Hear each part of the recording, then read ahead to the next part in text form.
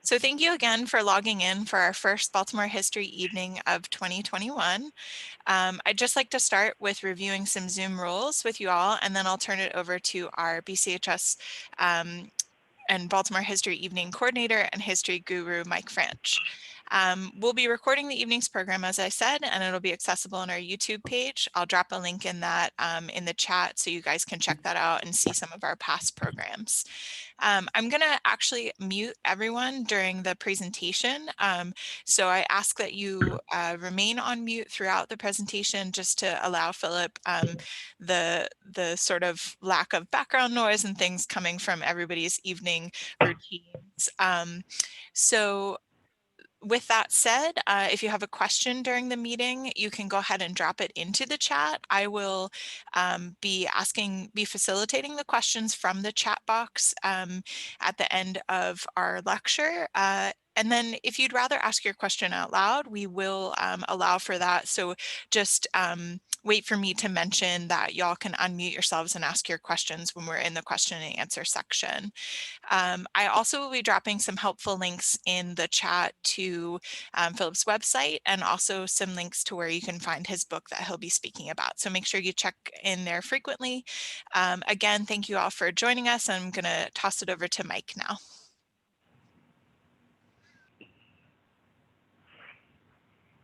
Thank you, Allison.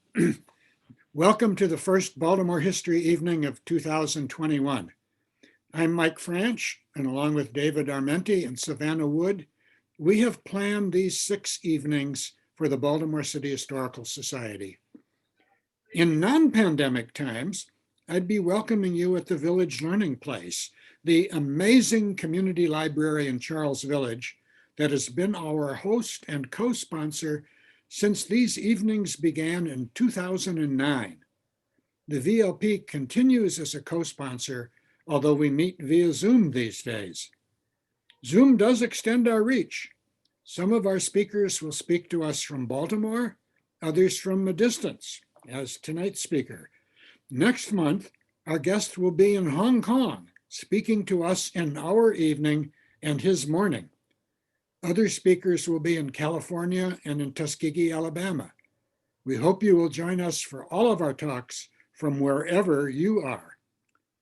The purpose of these evenings is to bring together people who are interested in Baltimore history and people who are studying it. Bringing Baltimore history to a broad audience is the mission of the Baltimore City Historical Society. We have never charged for these evenings. The Village Learning Place has never charged us rent, and the speakers contribute their talents. You can, of course, contribute to the Village Learning Place and to the Baltimore City Historical Society. And we encourage you to buy our speakers' books when, like tonight's speaker, they have a book available for you to buy. Now, this evening's speaker, this is the hard part. I could spend the rest of the evening introducing him and describing his many accomplishments. So I'll be very brief and he can fill in if he wishes. Philip J. Merrill is Baltimore born and grew up in the Sandtown, Winchester neighborhood. In answer to that key Baltimore question, where did you go to school? The answer is Friends School. And then he graduated from Loyola University of Maryland. In 1994, he founded Nanny Jack and Company, which I'm sure he'll tell you about. In fact, I hope he will. He is the author of numerous books, a collector and interpreter of Black memorabilia, and has frequently appeared on various television shows, including Antiques Roadshow.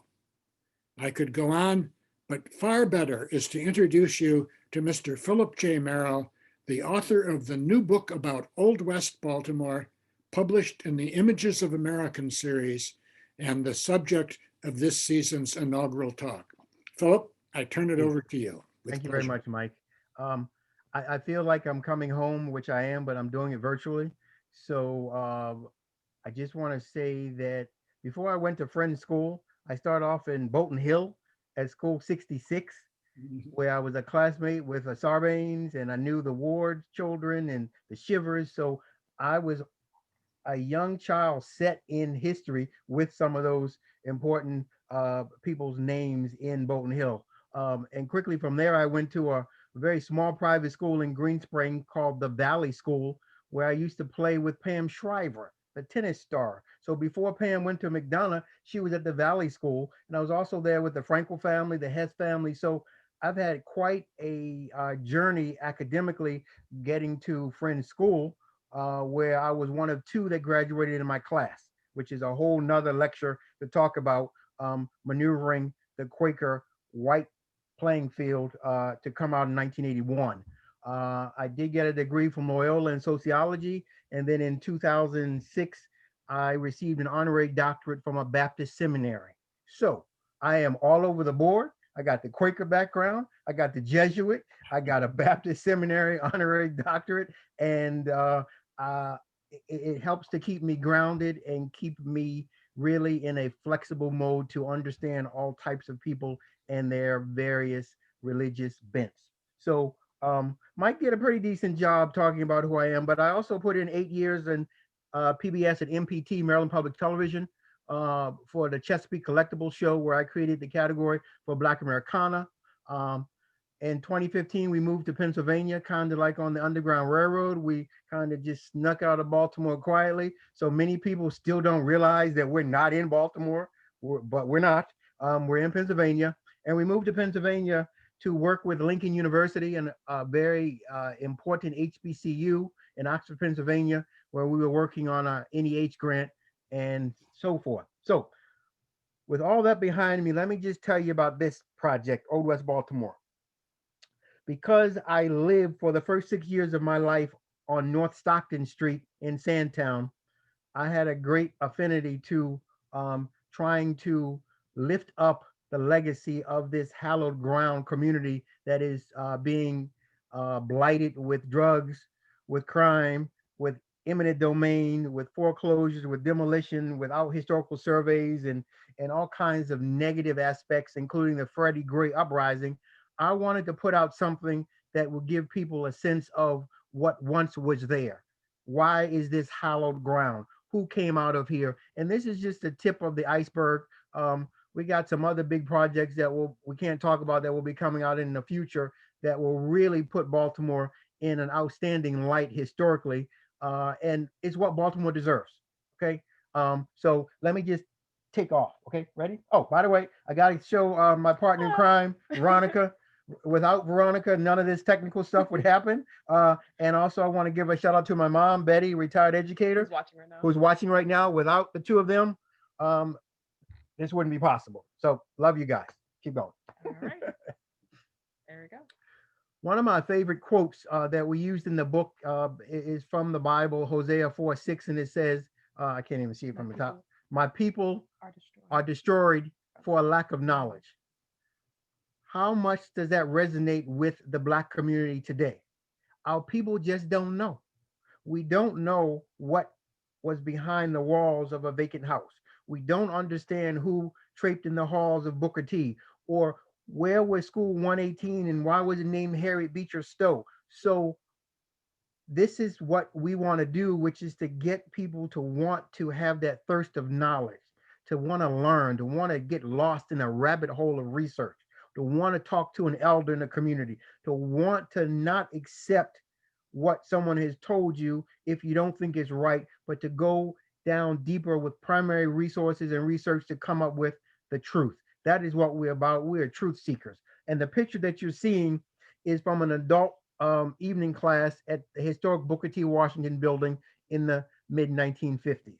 And I have to say, one of our partners is a company called Deoldify. Can you spell it? Oh, it's DEOLDIFY.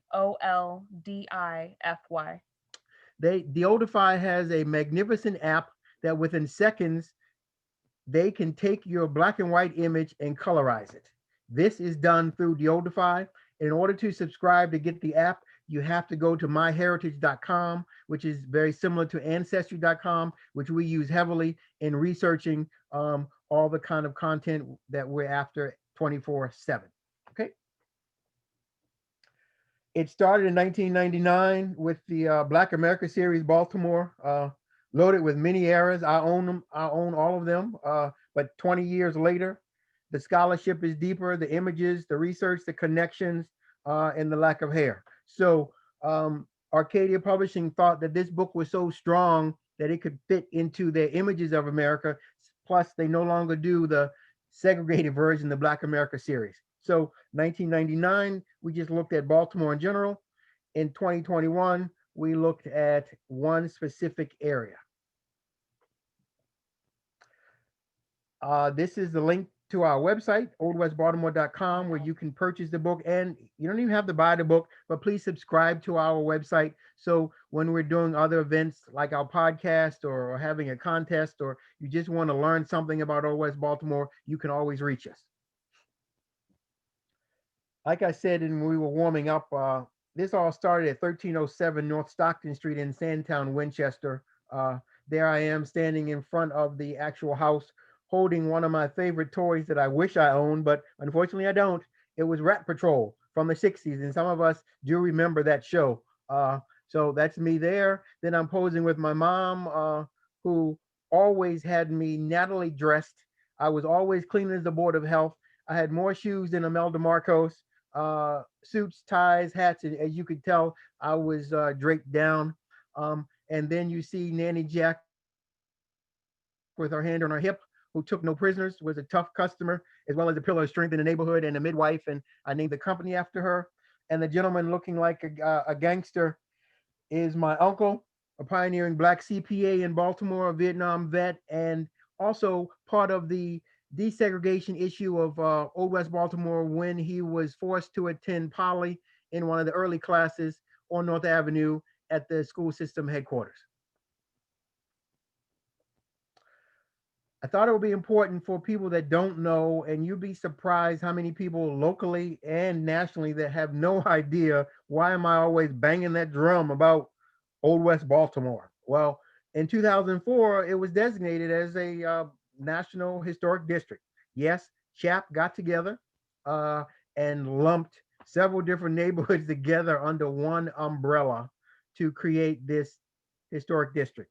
I was not a CHAP commissioner at the time, but I was closely associated with some of the African American CHAP commissioners, and a few of them, Thomas Burley and Marion Blackwell, both voted against the designation, and of course, they were not successful. One of my major criticisms of the lumping together is that those five neighborhoods have distinctive architecture, distinctive history, culture, and in their own right deserve to be a freestanding historic district as opposed to being lumped under Old West Baltimore. Also, time waits for no one. In 2005, the now defunct city paper looked at historic Pennsylvania Avenue, and I was glad to be quoted. And I want to just briefly read you two things that I stated. And I think the first thing that I talked about was I'm pretty tired of hearing about the Harlem Renaissance. Okay, we don't need to go to New York. We don't need to just learn about Lenox Avenue and the famous musicians and houses and number runners and entertainers and athletes, because all across the country there were renaissances taking place in the District of Columbia and U Street, in on Beale Street in Memphis, in Chicago in the Bronzeville district, in Detroit with Black Bottom, and so forth. So my goal and my dream is to elevate my hometown, which is Baltimore. There's more than enough content to do a series, a documentary, a show, digital apps, multiple exhibits. There is enough in Old West Baltimore to soothe everyone's appetite, whether it be architecture, whether it be music, politics, LGBTQ, number running, visitors, religion, you name it, Old West Baltimore had it. Okay. I also get tired of people talking about certain photographers in other parts of the country, like James Vanderzee of New York or Addison Skurlock of DC. Baltimore had a bevy of under recognized and valued Black photographers. And what I've spent the last 30 years doing is documenting where they worked, who they were apprenticed with, and what their works look like. So we could solely do a book on Baltimore's Black photography from the 1880s up until the 1960s. It is a phenomenal photographic journey. So keep going. Let's just keep it moving. In this image, and I want to keep reiterating that the images in the book are in black and white, but in this presentation for the Baltimore City Historical Society, we used our partner, the Oldify, to show you how great these images look when they are colorized. They just jump off the page and it makes you feel like you can reach out and touch some of them. So this is at the storied School 103. Many of you know that it is getting ready to be turned into a major facility tied into the legacy of Thurgood Marshall and Elijah Cummings and the community, and working with National Park Service and Reverend Dr. Alvin Hathaway and Lottie Dottie and everybody. So, but what you're looking at is the tablet, the bronze tablet that once was outside of this historic building. And there is the original authentic bronze tablet that Thurgood Marshall was at the school at the time when the tablet was presented. And of course, I can't see my text because of all the people on the side of the Zoom, but my technical person hopefully is going to move it over a little bit. That way, that's good. Thank you. The Afro-American newspaper does a nice write-up on December the 26th, 1919, discussing the exercise and unveiling of the bronze tablet that we're so fortunate to have in our archives. And it's showing you a collaborative community activity because it was held at Bethlehem East. So you have a segregated school doing some partnershiping with a significant AME church, and you're even bringing to town a great granddaughter of none other than abolitionist iconic leader Henry Highland Garnet himself. She was there, and it's just something to celebrate. So when you talk about Henry Highland Garnet, the runaway slave from Kent County, Maryland, you need to be able to drop his name into Baltimore City because of School 103 being named after him, which will forever tie his legacy to Baltimore. Another significant building that's under new leadership and ownership is none other than the Upton Mansion. And I got to tell you, I was fortunate a good 10, I don't know how many years ago, to get the city to open up the mansion. And we physically walked inside with the descendant of the family that purchased the mansion in the 20s. So look at the intersectionality that we were able to put together. At the time, she was in her 80s. She's now in her 90s. Her father purchased the mansion, a Black man buying this facility at 811 West Lanvale Street in the 1920s. Unheard of. And today, we don't even recognize this man's name. His name was Robert Young. Okay, and we're going to tie it all together in one moment. This is another deodified image of the mansion. And we even were able to tie in the names of what enslaved people once were walking through that building. So the Afro-American now has the building, but way before in the 1830s when it was built, on up to when WCAO was there, when the Black family owned it in the 20s, and then the Baltimore City Home School was there. It has a varied history, and we've been studying it from different angles. The angle that I want to quickly talk about is through BHE. And BHE is one of those great acronyms that I'm not sure a lot of people know what it stands for, but it stands for the Baltimore Institute of the Musical Arts. Yes, this was a partnership with none other than Peabody. Who knew? Peabody was working with a group of Black folk to create this accredited school that was housed in this mansion. And this is the very first edition of an extremely rare magazine newspaper that BHE put out. And if you could go back for a moment, Veronica. The gentleman on the left in his custom designed suits, Dr. J. Leslie Jones, is one of the founders of BHE. And in the early days, before they were able to move into the mansion, they met at his house to have meetings, and you can see his lovely wife standing outside of their Myrtle Street address at 1109 Myrtle Avenue, not street. And information about this is on page 74 and 78 of our book.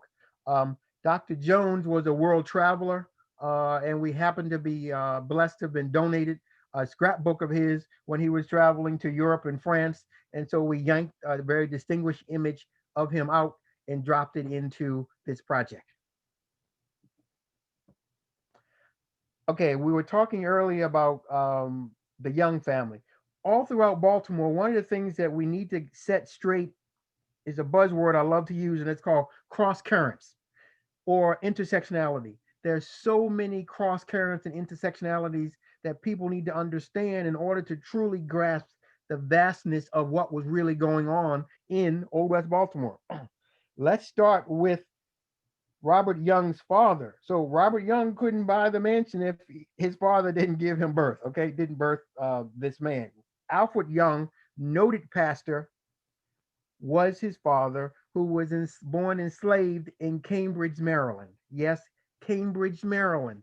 And Robert Young is noted for his railroad sermon. And he is interred at the historic Mount Auburn Cemetery. And on the top of his headstone is none other than a railroad track to recognize his sermon. And I just got to briefly read you something from one of his daughters, Dr. N. Louise Young, who was a pioneering Black female doctor in Baltimore's history. This is the part that's really fascinating to me that I did not know until I pulled out some research in our archives. Reverend Alfred Young was born a slave in Cambridge, Maryland. He recalls that he selected the name Young, and slaves were allowed to select any name they wished after slavery because he knew that Young is what he always wanted to be while on a train to Baltimore from Cambridge, Maryland.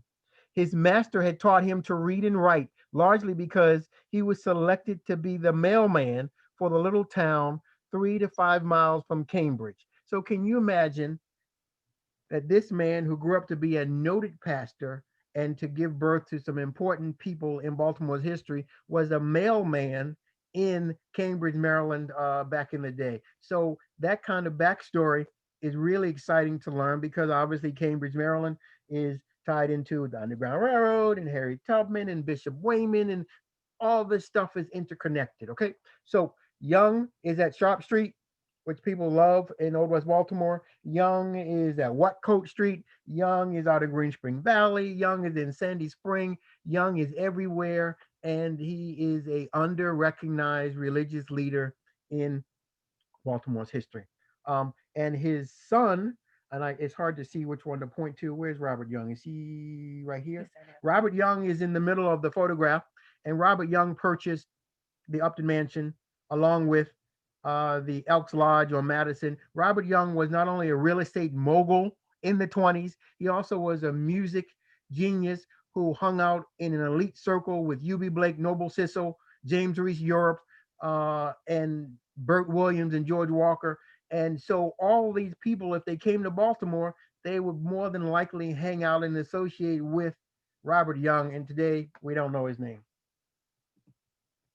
Another situation that is near and dear to my heart is the gentleman in the center photograph. His name is Reverend Dr. Ernest Lyon. He's buried at Arbutus Memorial Park out in Baltimore County, but he is another name that needs to be lifted up for a variety of reasons. First of all, he's the general counsel to Liberia. So under two different early presidents, you got a Baltimore person that is in high cotton, going back and forth to the White House, as well as going to Liberia. He at one point was a professor at Morgan College. He also helps to start what later becomes Bowie State College. He also is a fiscal agent for a school in Liberia that was based off of money made from a noted slave trader. Let me say that again. A noted slave trader died, left money to his wife, Carolyn, and Carolyn was able to connect with Johns Hopkins University, and her portrait hung on the wall until Lawrence Jackson, my esteemed colleague, was able to remove it after they did some research to deal with equity, justice, and diversity. So the money that Carolyn Donovan had went to set up this school in Liberia with her name on it. but it never came into fruition.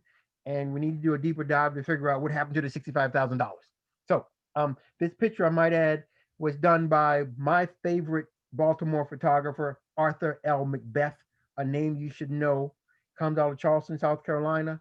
He is a noteworthy photographer that could compete with Vanderzee, with Addison Skurlock, with Daniel Freeman, any black photographer anywhere in the country. And he was right in Baltimore from 1910 until the early 30s in Old West Baltimore.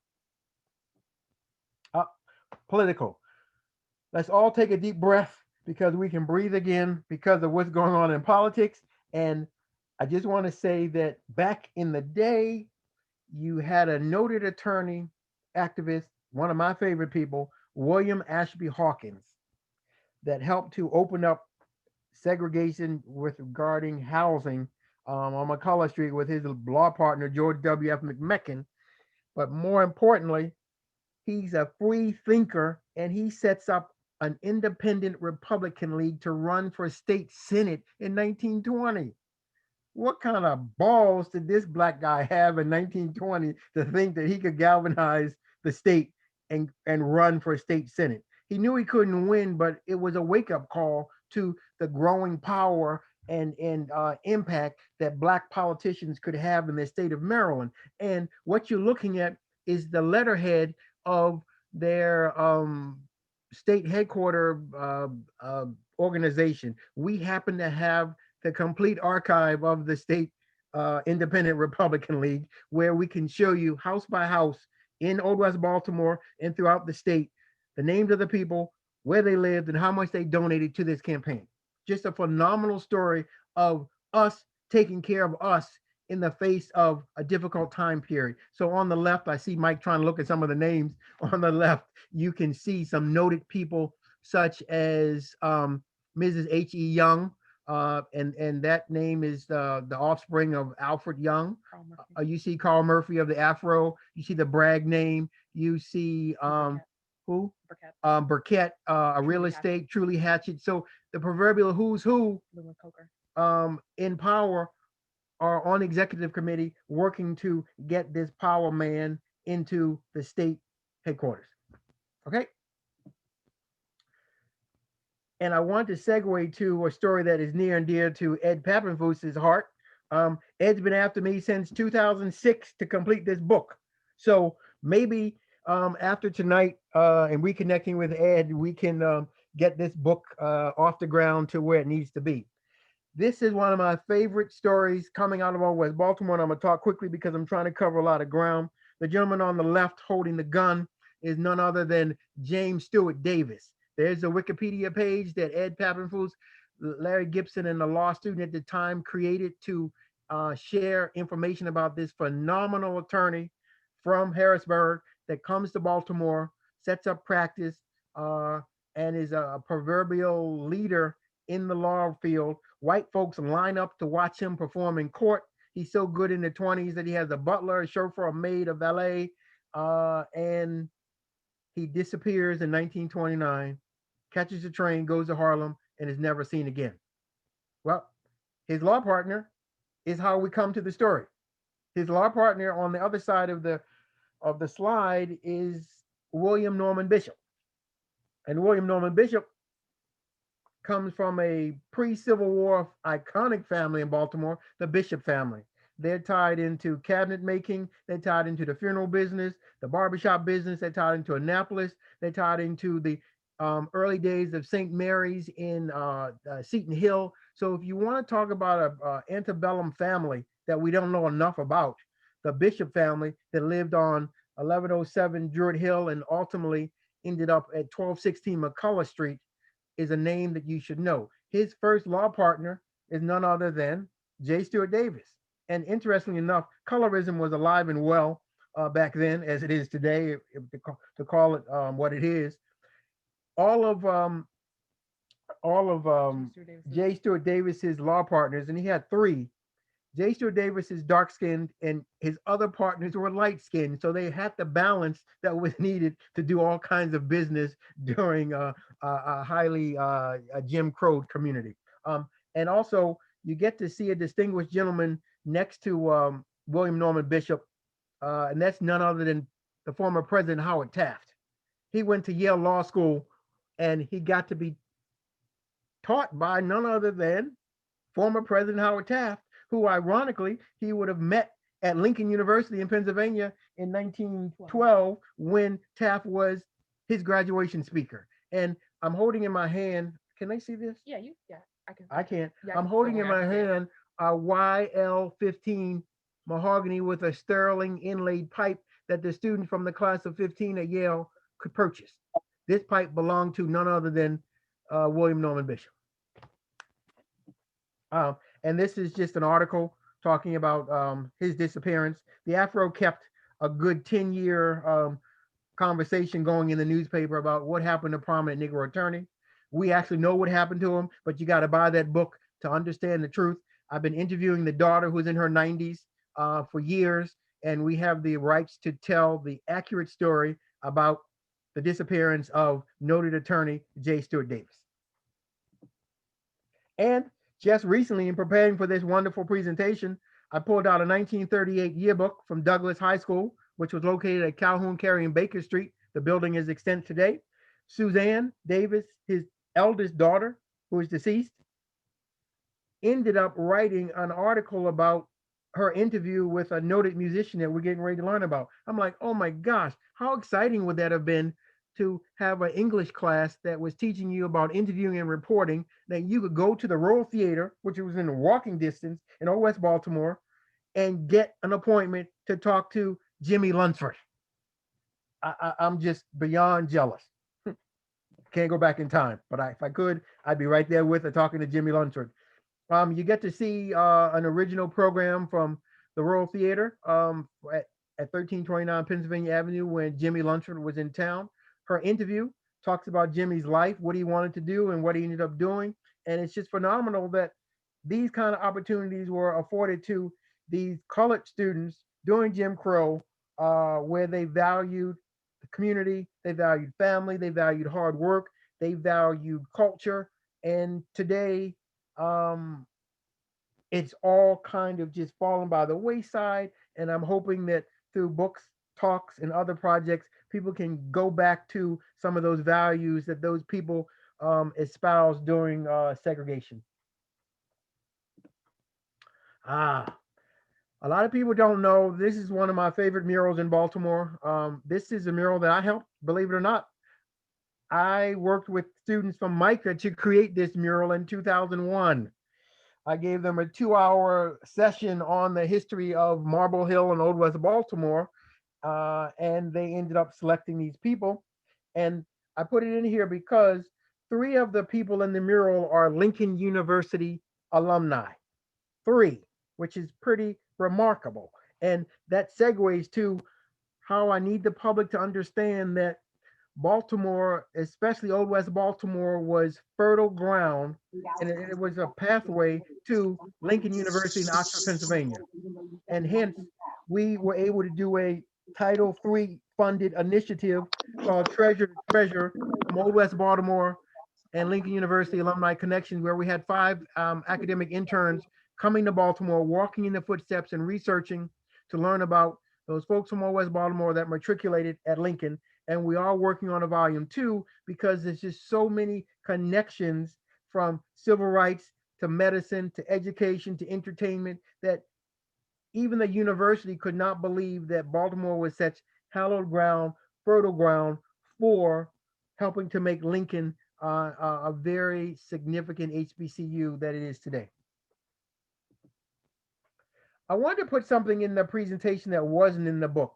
So often we keep talking about the same venues. You hear a lot about the Royal Theater, you hear a lot about certain nightclubs, but there's so many more that are within the 175 block designation known as Old West Baltimore that we need to learn about. So I want to show you yet the oldified image of the Old Mill Tavern, which was at 604 North Fremont Avenue.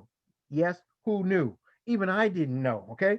And they took the same photograph that we have and they used it to make a wonderful matchbook cover. And today, people don't even use matches, but we have an extensive African-American matchbook collection that connects you to a sense of place via the matchbook. And also, you get to learn about yet another Black photographer. And lastly, if you look in the picture, I want you to see the impact of Billie Holiday, because after Billie Holiday rocks the flower, the gardenia in her hair, so many other people want to put flowers of all kinds in their hair when they go out. And you clearly see it in the photograph. And here is a link for the people that don't already own the book. Google has taken and digitized the first 28 pages of the book. And so if you go to this link, you can see for free the first 28 pages in black and white of our Old West Baltimore book. How am I doing with time? You are at 7:42. Okay, I'll pick up the pace. Again, in order to get a signed copy with my John Hancock on it, go to our oldwestbaltimore.com, buy the book. We'll sign it, give you a little gift inside the book as well, a surprise, and mail it to you.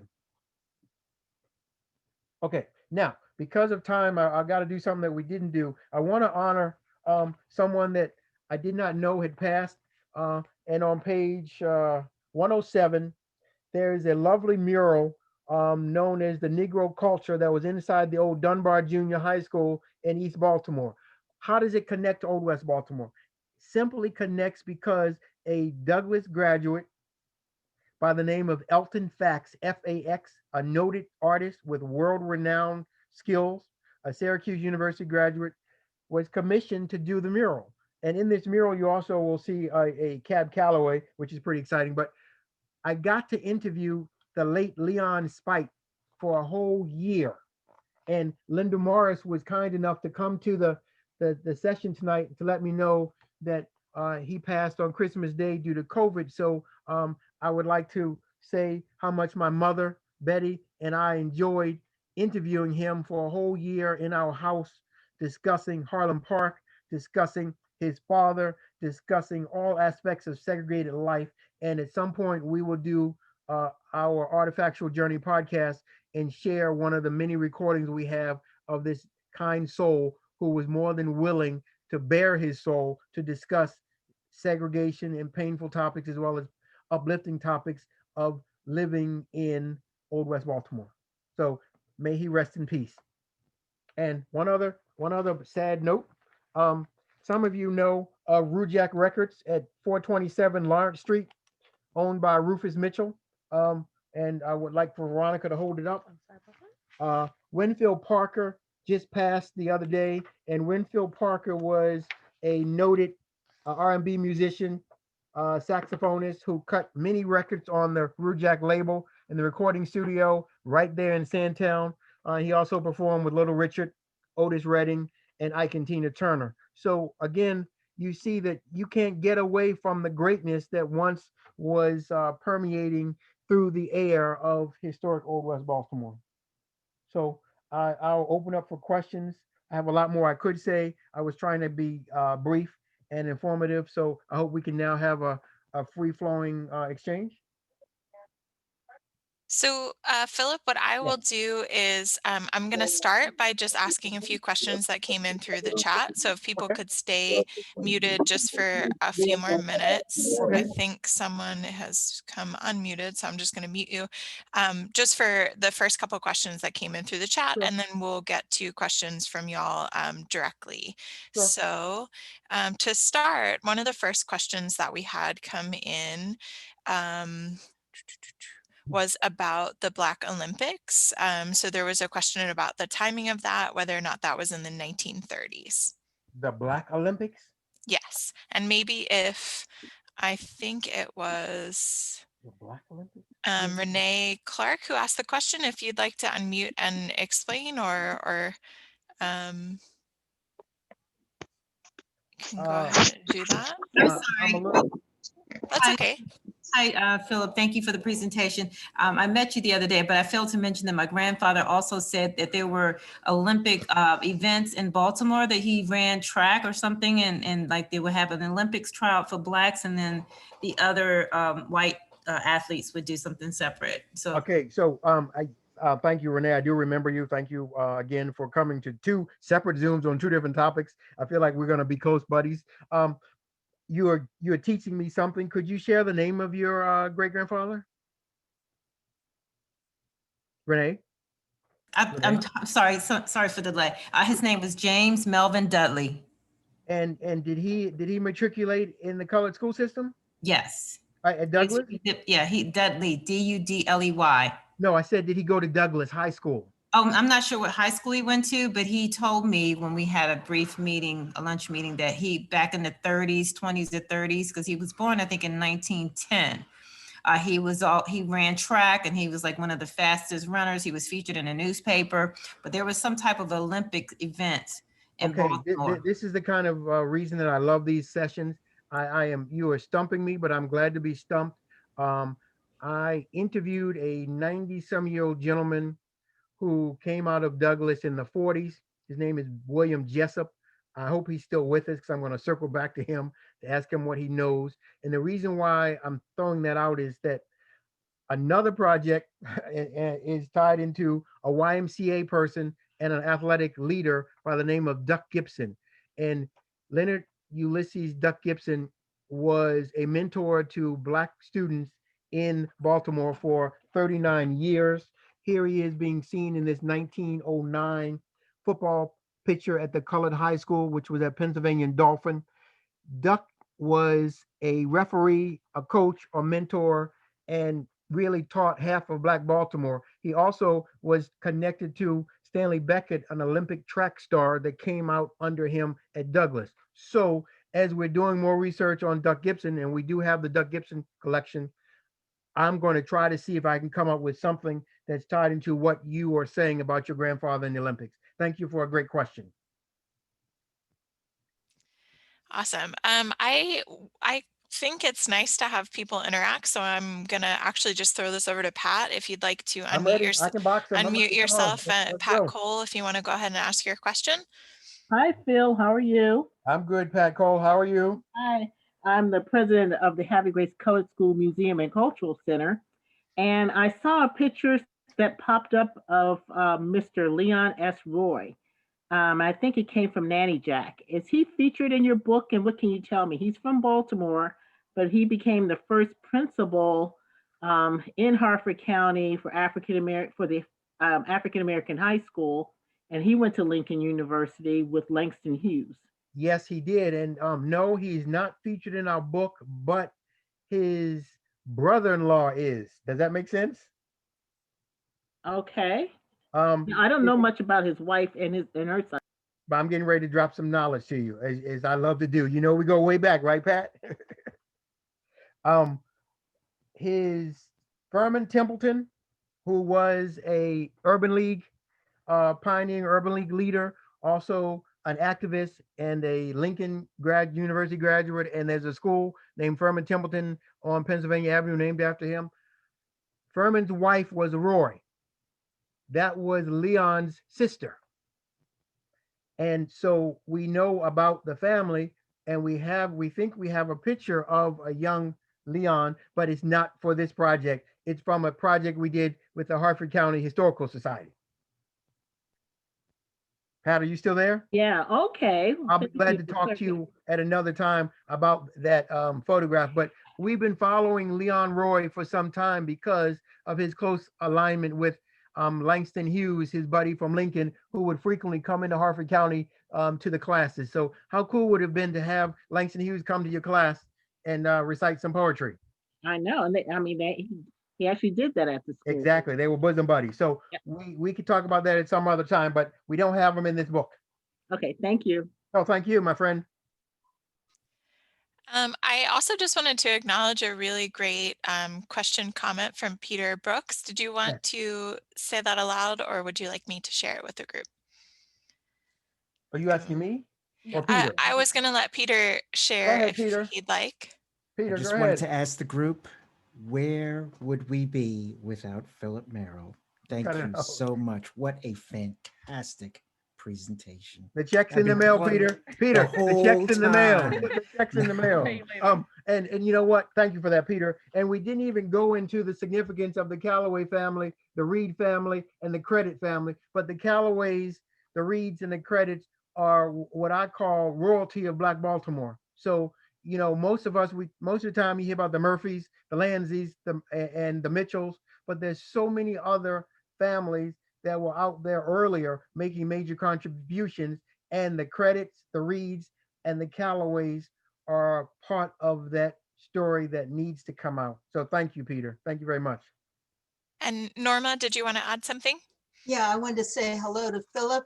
I'm an old Oh, friend. Norma Scott, hello from the Joshua Johnson Council back in the day. Yes, I lived on Fulton Avenue from 1945 when I moved from Pittsburgh to 1960. It was a wonderful, wonderful neighborhood at that time because it was a mixed income neighborhood. Yes. And what happened was when middle-class Blacks could move to other housing, it left lower income Blacks there, and the neighborhood deteriorated. When there were no drugs during the time I lived there. Right. I wanted to tell you that Douglas High School, the one that I attended and graduated from in 1953, is now a housing for the homeless. Yeah, I've been inside. I didn't know, I thought you said it was extinct. What did you say? No, I know I said extent. That's an architectural term that means still standing. Okay. Yeah, EXTANT. Okay. Oh, Exeter. Yeah. Okay. Got it. That's my accent. Okay, I got an accent. All right. You know how some people say cement from Baltimore, or police, or zinc, okay, or horn going down the ocean horn. Okay.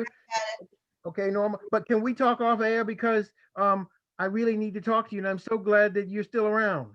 I am around. Hey, can you go to our website and send me a way I can reach you? oldwestbaltimore.com, please. Yes. Thank you. I'm doing something on Coppin, and I want to talk to you about that picture when you have ponytails. Oh, yes. You know, that's where I went to school, Coppin Demonstration School. That's why I want to talk to you, okay? Okay. Thank you, my friend. Good to see you. I'll drop the link to the website in the chat in another time. There's a couple logistical questions, like geographical, so I wanted to throw them at you. Denise Jones, would you like to unmute and ask your question? If not, I can read it. Okay, so she asked, was the Sugar Hill area part of Old West Baltimore? No, unfortunately not. And Sugar Hill is worthy of its own separate project. Okay. It is just chock filled with lovely stories tied into families that lived in Sugar Hill. There's even a nightclub called the Sugar Hill Tavern that we have a rare matchbook from, that was right across the street from the iconic Little Willie's Inn. That's Willie Adams Inn. So Sugar Hill has a culture and a story of its own. Most people are familiar with Sugar Hill in New York, so they don't realize that there's also a Sugar Hill in Baltimore. That was a great question. Got another good geographical one from Norma about the Old Mill restaurant. Is this Norma Green? Yeah. Did it later become the Diamond Subway at the corner of Fremont and George Street? Norma Green, you lived over there. I didn't. I don't know. No, I know Norma really well. As a matter of fact, Norma is acknowledged. Norma and her sister Joyce are acknowledged in the book. They've been my standby friends for over 20 years with research and connections to elders in the community. That I don't know. I wish I knew, Norma. Good question. Am I unmuted? You are. Yep. Oh, hey, Philip. I remember on the corner was Diamond Subway. Then there was a gas station. Then it was Bradford's restaurant. That might have been Bradford's. Okay, see, and there was like a dry cleaners on the store. That from my era. Okay, and that's the kind of stuff that we love to hear, because see, sometimes people get locked into just one era and they don't know what became of a building or a house or a person. So it's nice to have different eras come together so we see a more comprehensive story and understanding. Thank you, Norma. You're welcome. And I don't have a copy of the book, but there is a question about the image on page 69. So Cheryl, I don't know if you want to unmute and ask your question, or if Philip can just look at it and maybe know. Hi, Phil. Okay, so I was listening and I heard Pat, heard your response to Pat. And I'm sorry, so that, I can't hear you. okay, I heard your response to Pat. Can you hear me now? You're kind of fading in and out. Okay, That's better. okay, on page 69. Is that good? Yeah, that's good. Right there, Page right there. 69, yep. It's a picture or image of Leon Roy in a class photo. Ah, okay. See, so I didn't even know that. See, you know what? So is that why she was there? Is that Well, why? you know, so when I bought the book, I was like, oh, he's in Hartford County, the only Hartford County reference that I see. But yes, we got the photo with a young Leon Roy, as you know. Okay, so here's the thing. Now I understand why Pat was saying that. I thought she was mixing up Uh-huh. another image that we put up on the internet with regard to a Hartford County Historical Society presentation we did last year. So in that photograph, that is just a fragment of a much larger panoramic image that is in horrific shape. So we only Yes, put one fragment in the book and just name some students that would have been in that class. yes, And so yes. And that's when Leon Roy caught my eye. got you. Okay, now we're clear. So is that the same Leon S. Roy? Yeah, I'm pretty sure it is. Hartford County. Okay, then And he was a student at Lincoln as well. And he went to okay, school so and was good friends with, as you know, Langston Hughes. right. So let me tease you some more. I'm trying diligently to get a really great panoramic image of this fragmented one that we have. Mm-hmm. So if we get it, I'll let you know Okay. because then we can clearly see Leon S. Roy, even though it's very difficult to identify all the people in the photograph. And that's painstaking work. And sometimes the Afro has the picture as well, and then we can go there. But then sometimes all the people aren't identified in the photograph. Mm-hmm. Mm-hmm. So Okay. I appreciate the connection, and we'll be on it. All right. All right. Thank you, Cheryl. Thanks, Cheryl. We do have another question that came in, and I would love for you to elaborate on this because I'm also curious. Only because you're curious, right? Well, it comes from a good historian as well, who has a nose for these types of stories. So, could you tell us a little bit more about the local photographers? Maybe some of that are featured in the book. Who asked that question? That came from Dean. Philip, who do you think? Well, okay, Dean. Okay, Dean. What's your question? What do you want to know? Well, we know a lot of us know Paul Henderson, who had his own, he worked for the Afro, then he had his own business. And Henry Phillips has amazing stuff that we see on the Instagram. But you threw out some names like William Bailey, people I had never heard of. And you are always all about the photos and finding new things. And I know, there's so much out there that that isn't in museums and libraries. So who are some of those other local folks who were had businesses? Okay, great. Yeah, just a little bit, on it. Okay, great. First of all, I want to thank you for what you add to the Baltimore historical community. We go way back, and I always appreciate your scholarship, your connections, and your sense of humor. So kudos to you, Dean. So a couple years ago, I consulted with the now Center for Maryland History and Culture, but back then it was called the Maryland Historical Society, when they were doing a photography exhibit. I think it was about 2004, maybe. I got mad at the table because they wanted to just start with Paul Henderson because they have the Henderson archives. But Baltimore has a Black photo legacy going back to the 1800s. Okay, so what I did was to start figuring out who these Black photographers were, where they operated their studios, who did they apprentice with, and then try to go out and physically acquire or get donated some of their images. So now we have a timeline from really roughly the 1880s forward of Black photographers throughout Baltimore.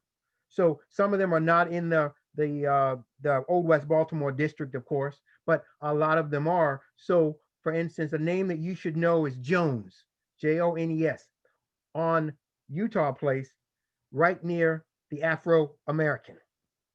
Okay, so we have enough Jones images to do a retrospective exhibit or book. Okay, Jones also does early editions of the yearbooks at the Colored High School. We only have one from 1906, but so Jones is one. Another name is Greenwich. Greenwich is a very important surname in Baltimore, as well as in Frederick County, Maryland. Greenwich does one of the best portraits of Francis Scott Key you'll ever find, and it's still hanging in Frederick County. A Black photographer that leaves Baltimore, that goes on to become an artist and has magnificent portrait paintings up in Frederick County. Another important name to learn about is Early G Lane, E.G. Lane, Lane, on Pennsylvania Avenue. Another name is Arthur L. Macbeth. I've been working on a book for years on Arthur L. Macbeth. Comes out of Charleston in 1880s, goes to Norfolk in 1910, and comes to Baltimore in 1910. He's on Pennsylvania Avenue, documents Baltimore magnificently. He lives on Pitcher Street. His house is falling down. Been in touch with the descendants. Another name would be E. Victor Wright. E. Victor Wright photographs for 60 years. For 60 years on Druid Hill Avenue.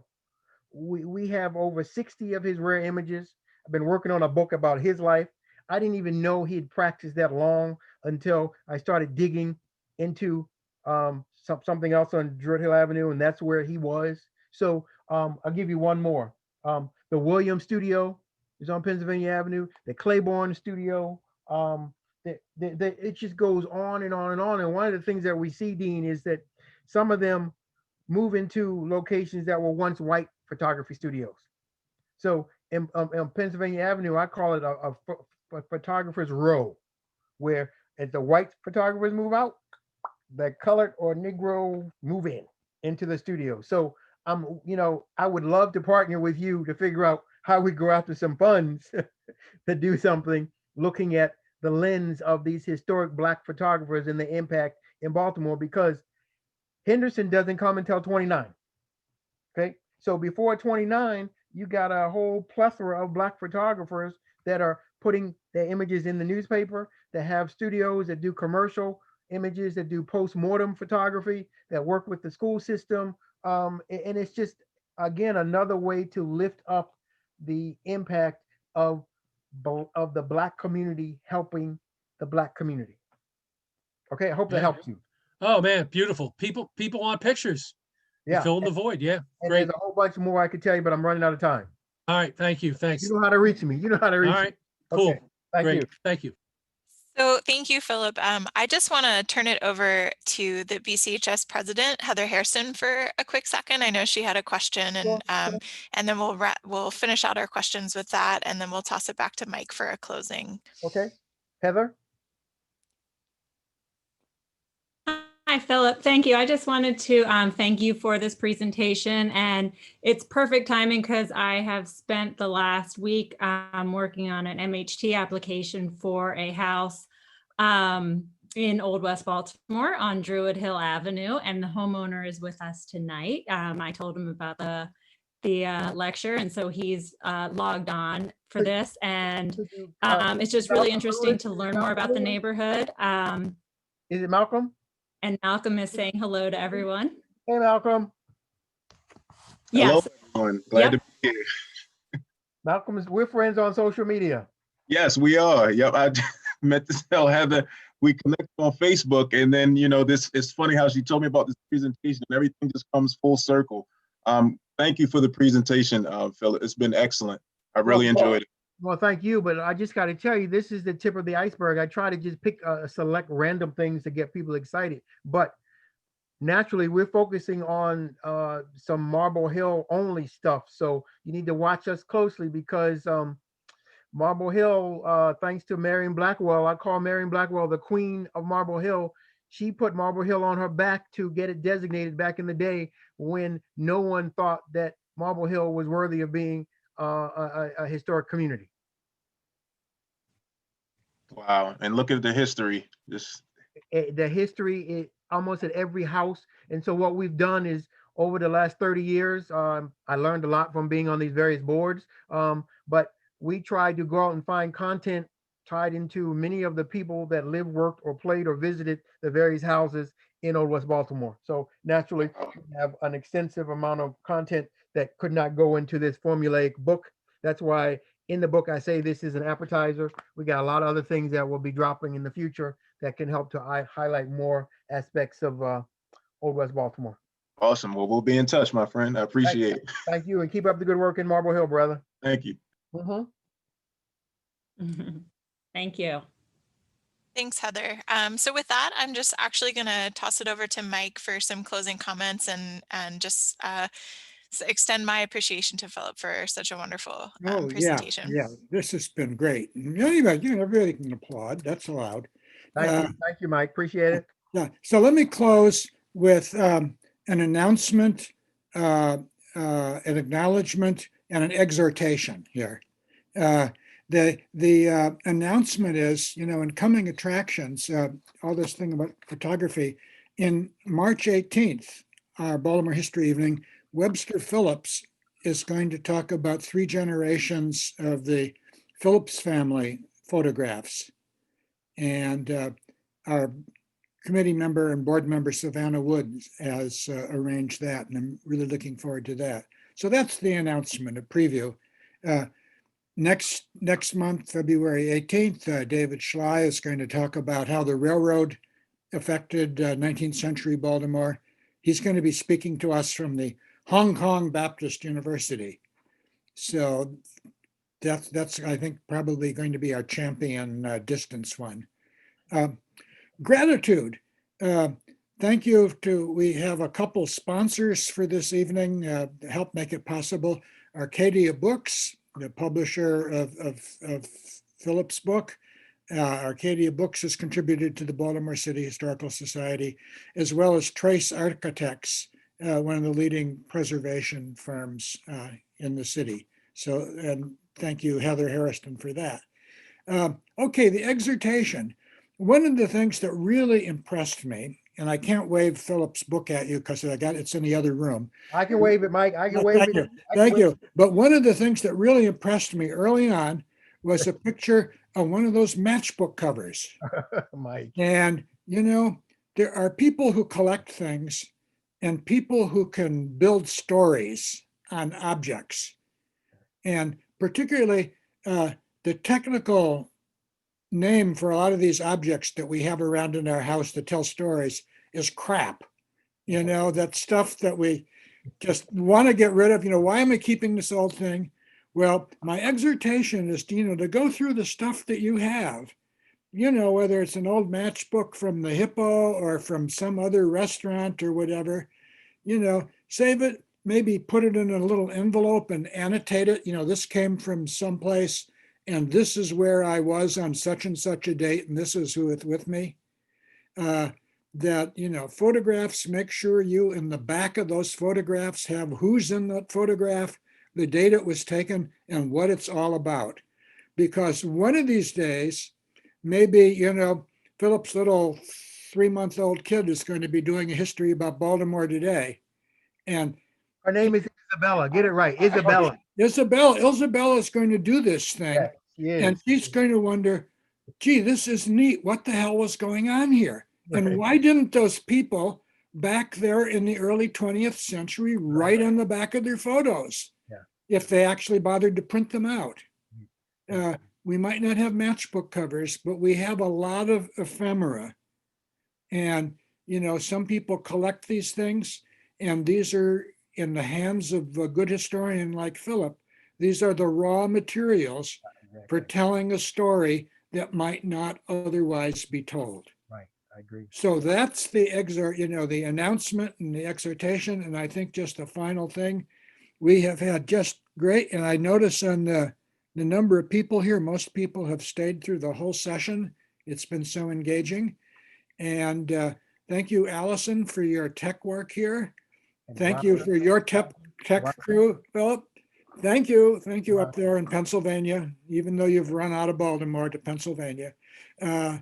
We can, and thank you everybody for being here, because this is an equation. You know, on one side of the equation is the presenter, and on the other side is the audience.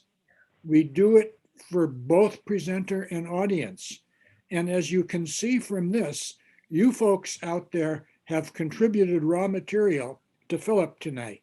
So you're not just a passive audience. The people who come to these things are contributors to the work of Baltimore City. You put the public in public history. And so that, give both Philip and yourself a good hand, and I hope to see you next month. Thank you.